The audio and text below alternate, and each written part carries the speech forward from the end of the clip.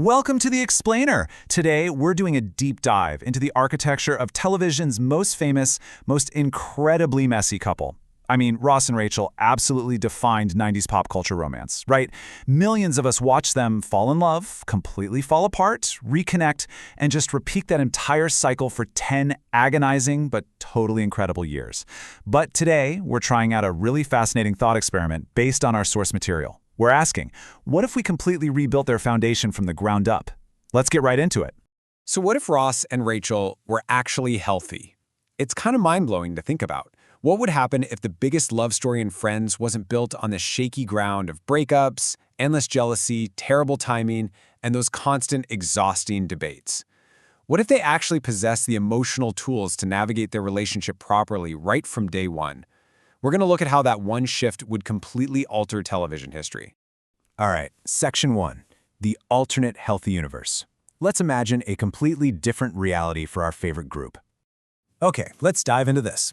Picture the exact same 6 friends, the exact same orange couch at Central Park, even the exact same first meeting where Rachel bursts through the doors in her wedding dress after leaving Barry at the altar, the whole shebang. But we are adding one massive, radical ingredient to the mix: healthy communication. You see, the hidden drivers of their original toxicity, they actually weren't about a lack of love at all. They were deeply rooted in fear, specifically the fear of rejection, the fear of losing control, and the fear of wanting completely different things. Take Ross. His desperate need for control and his massive insecurities came straight from the trauma of his marriage to Carol ending so abruptly. In the show we got, he spends literally months silently waiting for the right moment, making that awful pro and con list, while Rachel accidentally sends all these mixed signals trying to figure out her new life. But if we strip away those deeply rooted fears and swap them for healthy communication, well, absolutely everything changes. Moving on to Section 2, rewriting the romance. Here's how this new communication style completely rewrites their biggest milestones. So, in this new reality, instead of Ross waiting silently in the friend zone for months or trying to pull off some grand, dramatic gesture, a healthy Ross just tells the truth early on.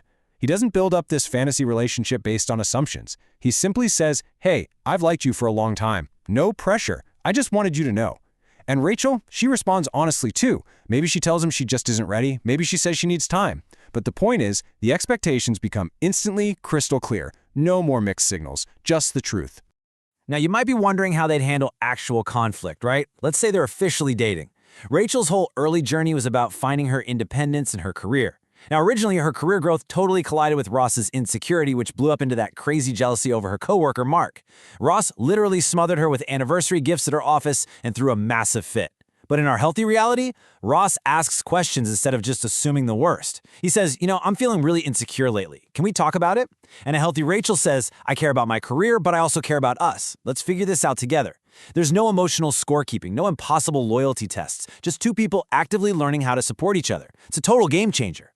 And this brings us to the big one. This perfectly illustrates how the absolute most defining conflict of the entire series gets completely erased. Now, healthy couples still struggle, for sure, but they fight the problem, not each other.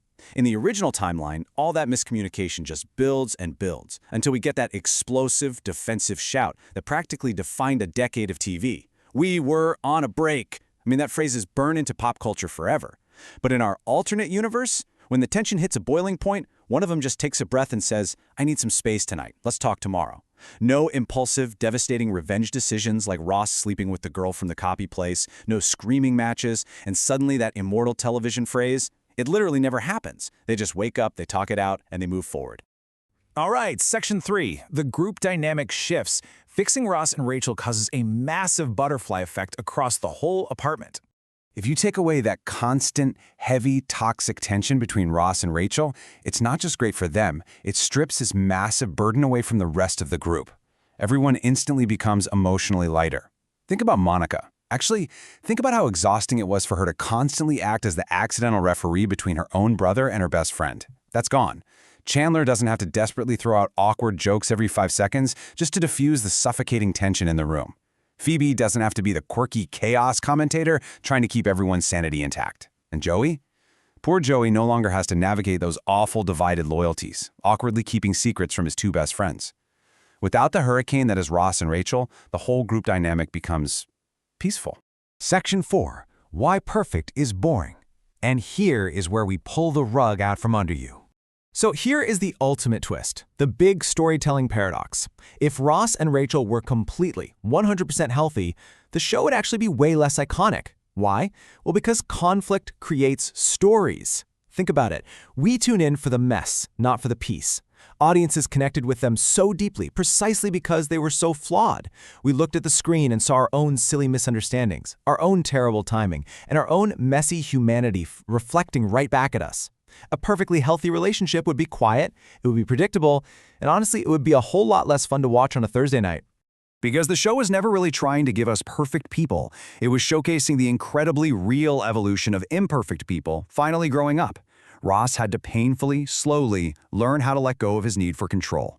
Rachel had to painstakingly build her independence. I mean, she went from a spoiled runaway bride pouring terrible coffee all the way to a high-powered fashion executive getting offered a job in Paris. That is huge. In their original messy failures, they were absolutely crucial catalysts for that growth. They couldn't just magically skip to the finish line. It was those exact failures, the heartbreaks, the total disasters that sparked their evolution and turned them into better people by the end.